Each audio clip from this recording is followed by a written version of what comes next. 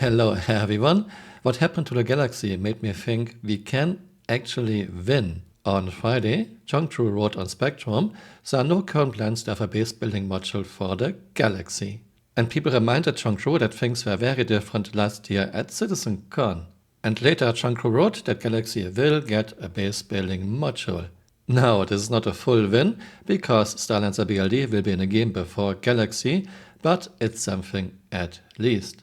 And we have the Spectrum posting from Mikhailo, 3 ships nerfed, 3 ships sold. Corsair was nerfed because it was too good of a solo ship, now it's a really bad multi-crew ship. But Starlancer Max is a really good multi-crew ship with Windows and for the same price. Redeemer was nerfed because it punched above its class. But Starlancer Tech punches just right and for the same price, with the same guns and shields. The Galaxy lost its building module because, never mind, Starlancer BLD will build you anything. Chongchu clarified this, Galaxy will get a base building module, but Starlancer BLD will be in a game way before Galaxy. I understand, CRG needs to continue to sell new ships in order to make the game, but it's not our fault that Chris cannot manage Star Citizen and Squadron 42. Also, Chongchu pretty much said between the lines, but not so much in between. Last year at CitizenCon we were talking about base building and the different vehicle ships for it, but we had no idea how base building is supposed to work. We didn't even have any design ideas. Because now, in 2024, base building is done with drones. How do the drones actually build? Let me guess, another beam? Last year, at CitizenCon, Chris said, we hit an inflection point. 2024 was supposed to be the year for Star Citizen, but we see nothing of an inflection point this year. Progress is as slow as ever. The game actually got way worse. Terrible, no fun master modes in 3.23.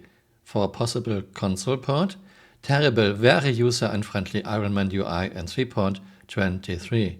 Loading our ships ourselves using a magical handheld tractor beam while everyone at Outpost can just get onto our ships and fly away in 3.24. Item banks in 3.24 which are not any more realistic or immersive than local inventory, but a lot slower to use, a lot more inconvenient. Green murky universe in 3.24 to reduce draw distance for console port. New ship HUDs in 3.24.2 where important information is not in our view anymore or not displayed at all.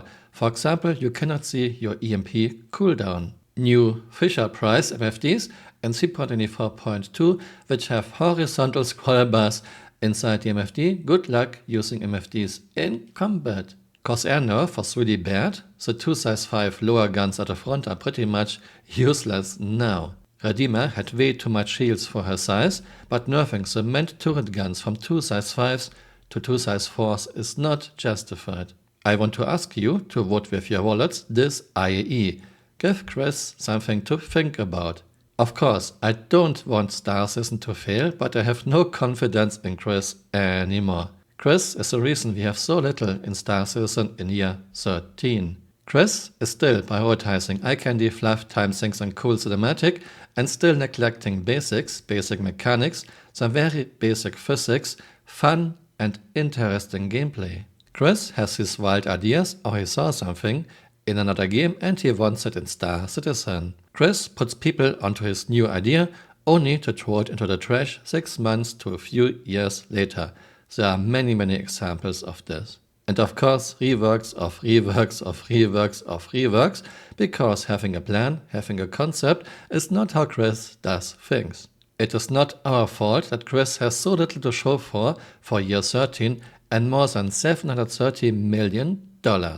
We can still turn this ship around. Vote with your wallets. Thanks for watching and see you next time. Bye. Auf Wiedersehen. Can you make it to the main elevator? Okay, let's try the big elevator.